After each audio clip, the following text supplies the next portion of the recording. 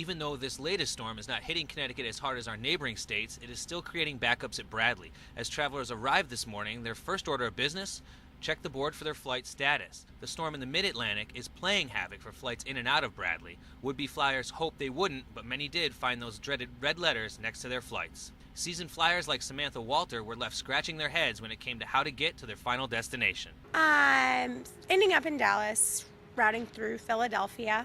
Now they have me going through Reagan, going to Dallas, which is actually how they routed me on the way here a week ago. For some travelers, they were lucky to get out. For others, it was a waiting game.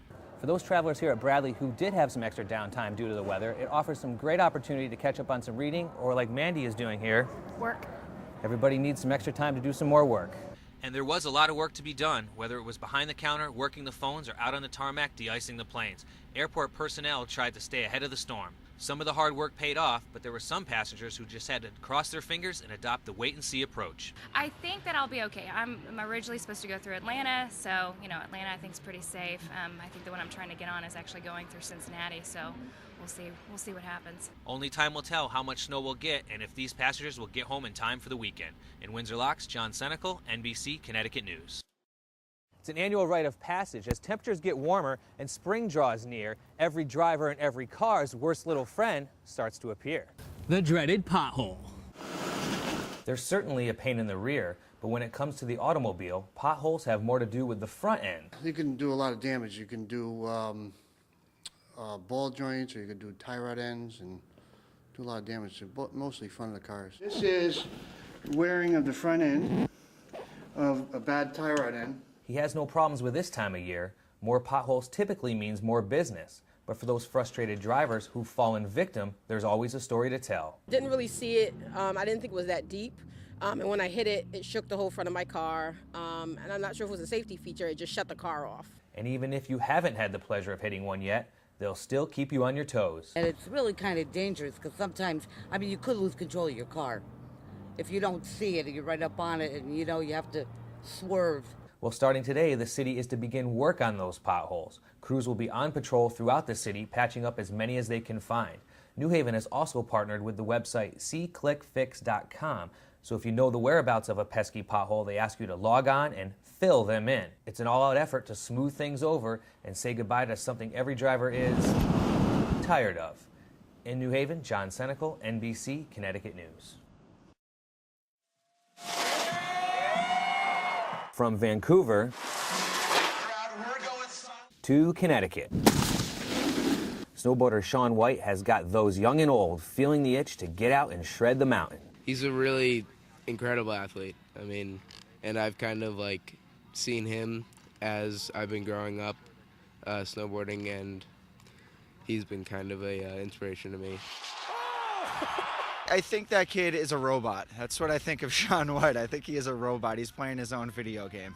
No PS3, Xbox, or Wii needed on this mountain. All these potential future Olympians need is the right attitude, and for now, a lot of practice. The key to any sport is starting young, and the Olympics has inspired many Connecticut residents to get out here and hit the slopes. But anyone will tell you that you also have to look the part. So I got this snazzy NBC Connecticut jacket. Let's see if I can do it.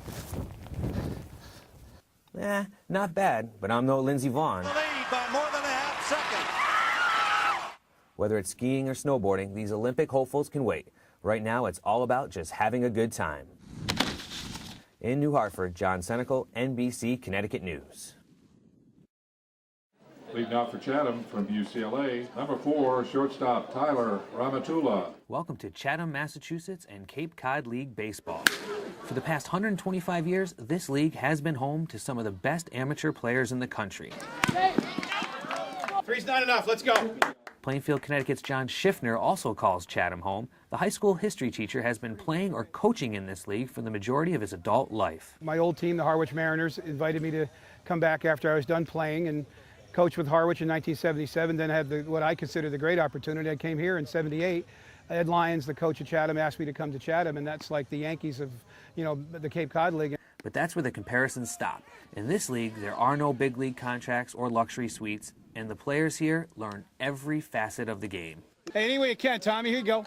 And Coach Schiff wouldn't have it any other way. Sure, he's had other opportunities, but every summer he's back at the helm of the Anglers. Why do you coach in this league? It's because of the players. They're fantastic. Players like Jesse Hahn and Matt Harvey, both former Fitch High School standouts, are now about to be college juniors with their eyes on the big prize. I'd love to be a high draft pick next year, and this is the league to do it in. You see every game out here, we have scouts watching.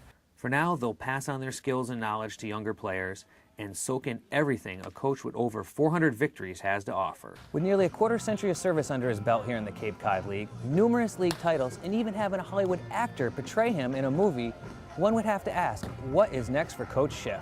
I want to be in Chatham, Massachusetts, coaching in the Cape Cod League. I think I have the best job in amateur baseball because I'm the manager of the Chatham Anglers in the Cape Cod Baseball League. You can't get much better than that. The play, well, it may not be perfect, but it is summer, it is the Cape, and it's the last best league because once you leave here, it's pro ball, and it's so different. This is pure. In Chatham, Massachusetts, John Senecal, NBC Connecticut News. By 3 a.m., the DOT had all of their 650 plow trucks out on the roads. Although this latest round of snow didn't pack a major punch, there still was reason for concern. Maybe the secondaries, that's about it. Maybe your off ramps, a little bit of snow, but otherwise we should keep a good handle on it. The overnight conditions proved to have no issues, but the same could not be said for the morning drive. This latest round of snow made for a messy commute this morning. This street in Meriden remains covered with an icy mixture of slush and snow.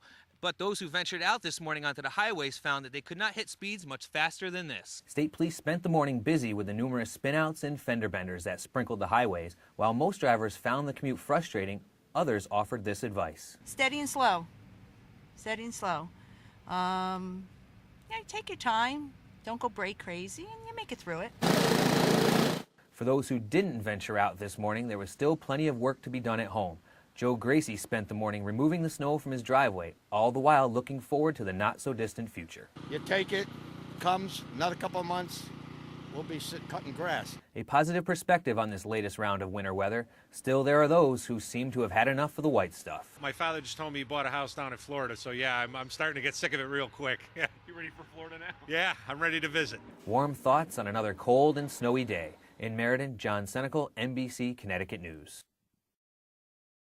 This house represents a small slice of American history dating back to the late 18th century. But if the developer has something to say about it, it will be torn down and replaced by something more 21st century. Weather like this usually wouldn't cause schools to be delayed, but with temperatures hovering around the freezing mark here in Danbury, the superintendent is erring on the side of caution. As contract talks continue between Stop and Shop and its nearly 40,000 employees, one of the 5 unions representing those employees has contacted the company and told them at 3 p.m. today they have authorized the use of some sort of work action. Overnight, the silence in this North End neighborhood was broken by the sound of gunfire, but when Hartford police got on scene, they encountered something totally different.